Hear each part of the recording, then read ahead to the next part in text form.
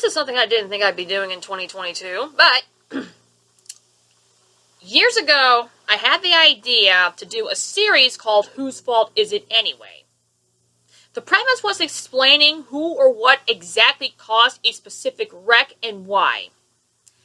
However, longtime viewers of the channel knows there was only one episode ever produced, and that episode was concerning the 2009 Daytona 500 Big One, where I promptly and correctly blamed Brian Vickers for his atrocious blocking. However, for some reason, I got backlash on that because, though I pointed out all of the potential scenarios in which that could have been avoided with Brian Vickers not blocking, everyone wanted to blame Dale Earnhardt Jr. for Brian Vickers blocking. Huh? As a result, I was infuriated, upset, and discouraged, and decided, nah, never again. I discontinued the series. And I told myself I would never do another video on this particular series. Until I saw this. And really still in contention for this win. Certainly. Closing rate. So amazing. Oh, Mike Skinner gets wild. He gets into the outside wall, trying to keep it off the inside line. He goes into the outside wall. Jason White slows and looks like there was no contact, but a very close call for him. The caution has come out once again. Back straightaway. Back straightaway. Going straight. Going straight. Straightest part of the racetrack. Looks like Jason White might have got into the outside wall ever so slightly. So this is from the 2010 Nextera Energy Resources 250, which was the Daytona Truck race. So this one should be obvious, right?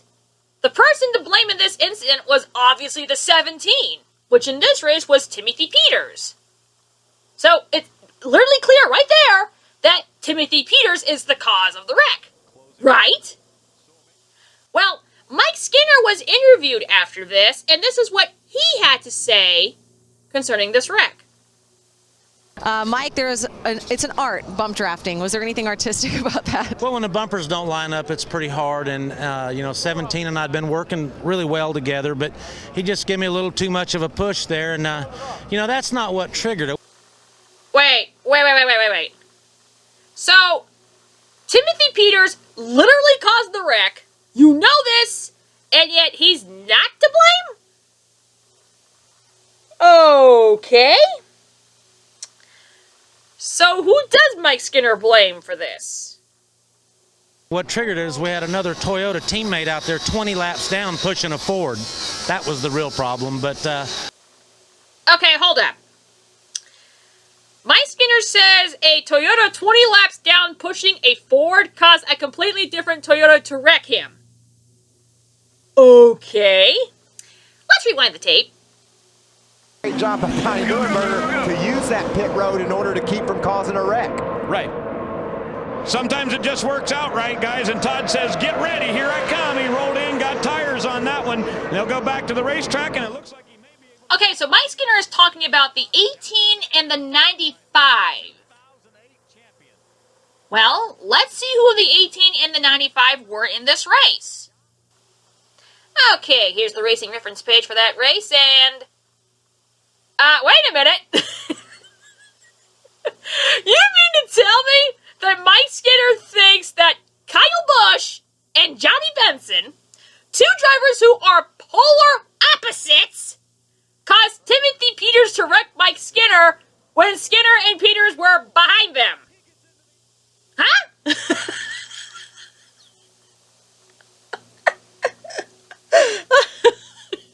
Okay. Like, I'll call out Kyle Busch anytime he whines or complains about the things that he does, and especially when he causes a wreck, but this ain't it. Kyle Busch did not cause this wreck. Let alone Johnny Benson, who is one of the last true gentleman racers in NASCAR history.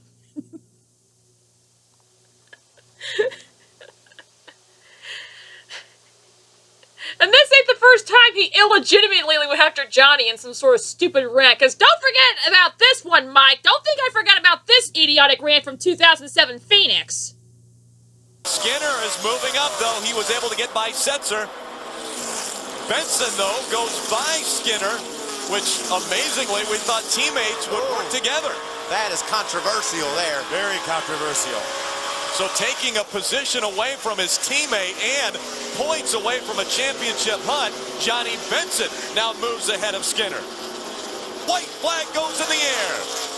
He's definitely catching him. I think he's going to run out of time, though. Is Johnny Benson going to finish ahead of Mike Skinner? He's one truck in front of him. Will he let him go back by and get those 4 points? I cannot imagine that Johnny Benson would not let Mike Skinner go by with a championship at stake here. Down the backstretch, our leader, Kyle Busch, holding off the 33 of Ron Hornaday. Kyle Busch looking to win his 6th career win in the NASCAR Craftsman Truck Series.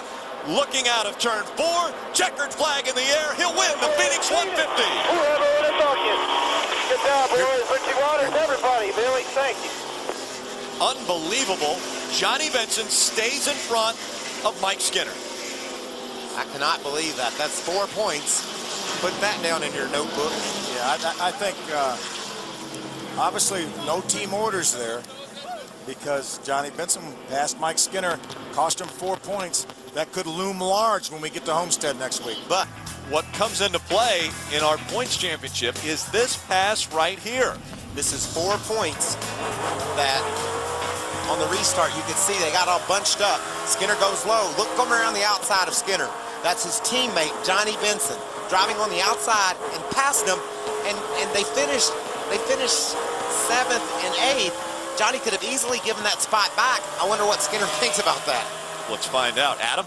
Yeah, Mike Skinner and I standing here together watching the same video that you guys were just watching. And, Mike, we know how important and how precious points are. So your thoughts about what transpired late in the race with Johnny going by?